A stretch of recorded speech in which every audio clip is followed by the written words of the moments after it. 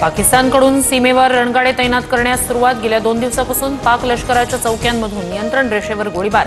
भारताकडून प्रभावीपणे प्रत्युत्तर।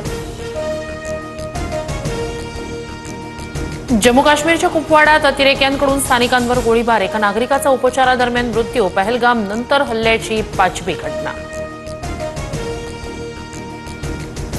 पहलगाम दहशतवादी हल्ल्याचा तपास आता राष्ट्रीय तपास यंत्रणेकडे।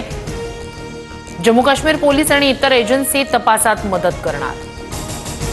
पहलगाम दहशतवादी हल्ल्यानंतर प्रत्येक भारतीयाचं रक्त खवळलंय। दहशतवाद्यांना कठोर उत्तर देऊन सर्व पीडित कुटुंबियांना न्याय मिळवून देणार। मन की बातमधून पंतप्रधान मोदींचं आश्वासन। सिंधू जलकरार भारताला एकतर्फी संपवता येणार नाही। पाकिस्तान विरोधात आक्रमक पाऊल उचलल्यास आम्ही युद्धासाठी सज्ज। पाकिस्तानचा गृहमंत्री मोहसिन याची धमकी।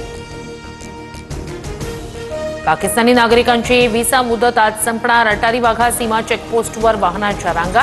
तर मेडिकल व्हिसा असणाऱ्या पाक नागरिकांना 29 एप्रिलपर्यंत भारतात थांबण्याची मुदत। पहलगाम हल्ल्यातील पीडितांना नागरी शौर्य पुरस्कार देऊन गौरव करावा। कुटुंबातील एका व्यक्तीला शैक्षणिक योग्यतेनुसार शासकीय नोकरी द्यावी। खासदार सुप्रिया सुळे यांची मुख्यमंत्र्यांकडे मागणी। शिंदे फडणवीस यांनी कान टोचल्यानंतर संजय गायकवाड यांच्याकडून पोलिसांसंदर्भात दिलगिरी व्यक्त। माझं वक्तव्य स्थानिक पोलिसांबाबत ओघाओघानं महाराष्ट्र पोलिसांचा उल्लेख झाला। गायकवाड यांची सारवासारव।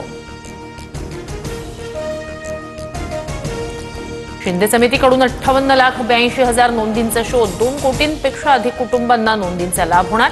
8,25,851 नागरिकांना मराठा कुणबी प्रमाणपत्र।